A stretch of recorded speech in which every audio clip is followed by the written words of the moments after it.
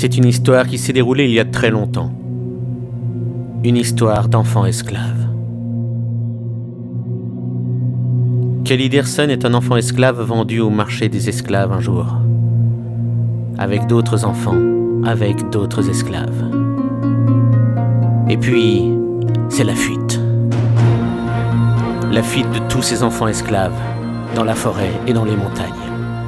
Caliderson s'enfuit avec Sam et Alessia, sa grande sœur, atteinte de la maladie de Damoclès qui fait cracher de la terre et qui tue. Arrivé au village d'Amarante, Caliderson rencontre Mira, un chien d'Amarante avec un étrange collier. Les chiens d'Amarante sont des enfants orphelins qui boivent une eau qui les rend dociles. Ils se retrouvent avec un collier et sont rattachés à un maître. Après Léa, c'est au tour de Sam de devenir un chien d'Amarante. Puis au tour de Caliderson, mais celui-ci est sauvé par une étrange inconnue, Soleng. Grâce à une guérisseuse, Caliderson se découvre son pouvoir intérieur, son animal totem, le loup. Ainsi s'ouvrent devant lui les portes du monde intérieur, le monde aux esprits. Mais Caliderson est détenteur d'un pouvoir de vision qui ne lui appartient pas, un pouvoir de Taronaka qui était au départ destiné à un autre enfant, le seigneur Swen, venu de l'Est, tout comme Soleng. Comme Caliderson refuse de lui rendre son pouvoir, le seigneur Swen demande à des maraudeurs d'envahir et de détruire le village d'Amarante, pendant que le commando récupère l'eau qui change en chien. C'est la fuite et les enfants esclaves arrivent au château du jeune seigneur Adrien et se mettent à son service. Si les filles sont principalement des servantes, Caliderson devient le bouffon du seigneur Adrien. Il rencontre Annabelle qui s'occupe des affaires du château, mais également Béranger, un autre enfant esclave. Mais Soleng et le commando arrivent à leur tour au château et se mettent au service du seigneur Adrien. Caliderson découvre qu'Annabelle veut faire venir le démon Camus dans notre monde afin d'obtenir encore plus de pouvoir. Annabelle fait ouvrir les portes du château et celui-ci est envahi par des soldats et une créature démoniaque. Profitant du chaos, Soleng empoisonne l'eau du seigneur Adrien afin de le changer en chien. Puis, avec le commando, elle triomphe de la créature. Les gens du château reconnaissent alors Soleng et le commando comme leurs sauveurs. Guidé par le loup, Caliderson retourne dans le monde des esprits et retrouve son épée, celle qui fait de lui un guerrier de la lumière. Avec cette épée, il rompt le lien qui unit le seigneur Adrien à son côté chien. Sam, Mira, Caliderson et Béranger comprennent qu'ils sont 4 détenteurs des 5 pouvoirs de Taronaka convoités par le seigneur Swen. Ils ne savent pas qui est le 5e. Annabelle parvient à incarner le démon Camus dans le corps de Silène, une petite servante mourante atteinte par Damoclès. Camus se débarrasse de la terre qu'il y a en lui et ainsi guérit de Damoclès, avant de faire vivre au monde tous ses cauchemars.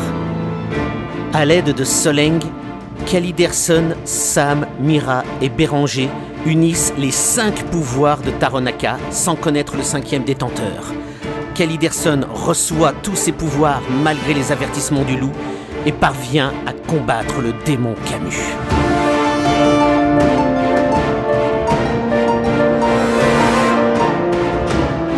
Mais le pouvoir de Sam débloque. Elle entend trop les pensées de tout le monde et la jeune fille est contrainte de quitter le château et de s'isoler en forêt. Caliderson rencontre Charlie, un chien d'Amarante qui n'a plus de maître et un collier marron et non pas noir. Mais Caliderson retrouve également Jézabel, une amie aveugle à l'article de la mort. Il décide d'utiliser son épée de lumière et sa force intérieure pour la ramener de ce dernier voyage. Et c'est bien là le problème. Maximilien, un écuyer du château, appelle les oiseaux du silence, un ordre religieux au-dessus de toute loi, au-dessus de tout seigneur, et qui chasse la magie. Maximilien avoue s'appeler Néré et être détenteur du 5e pouvoir, la main de Taronaka. Lors d'un procès présidé par les oiseaux du silence sous la tutelle du seigneur Adrien, Caliderson est reconnu coupable de sorcellerie.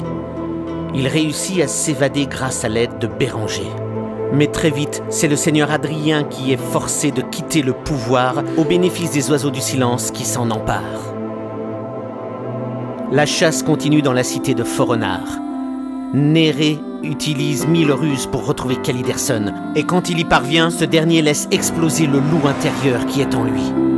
De son côté, Soleng retrouve un ami d'enfance, l'esprit du dragon Farnens enfermé dans la pierre. Afin de retrouver les pouvoirs de Taronaka, elle libère l'esprit du dragon et fusionne avec lui, changeant ainsi de visage. Elle met la main sur Néré et lui reprend son pouvoir de Taronaka, faisant de lui un être intangible. Elle parvient également à retrouver Caliderson et lui reprend les yeux de Taronaka, faisant de lui un être aveugle. Malgré cela, Caliderson apprend à se relever.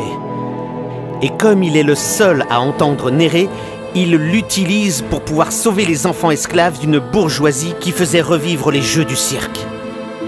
Mais même dans la fuite, la maladie de Damoclès rattrape les enfants esclaves et les gens du royaume. Caliderson et ses amis mènent l'enquête jusque dans la demeure d'un châtelain qui prétend pouvoir soigner Damoclès. Mais malheureusement, tout ceci est faux.